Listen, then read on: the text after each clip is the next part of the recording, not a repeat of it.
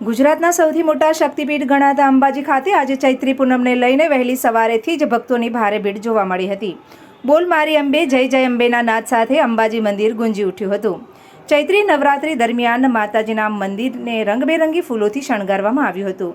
તો સાથે સાથે માતાજીના ચાચર ચોકમાં ભક્તોનો જમાવડો પણ જોવા મળ્યો હતો. માતાજીના મંદિરના ચાચર ચોક પાસે આવેલા યજ્ઞશાળામાં ભક્તો દ્વારા હવન યજ્ઞ કરવામાં આવી રહ્યા છે. આજે ચૈત્રી નવરાત્રિની પૂનમ નિમિત્તે મા જગતજનની અંબાના મંદિરમાં માતાજીની આરતી વહેલી સવારે કરવામાં આવી હતી. ચૈત્રી નવરાત્રિને લઈને મોટી સંખ્યામાં માઈ ભક્તો વહેલી સવારથી જ માતાજીના દર્શન કરવા માટે લાઈનોમાં લાગ્યા હતા.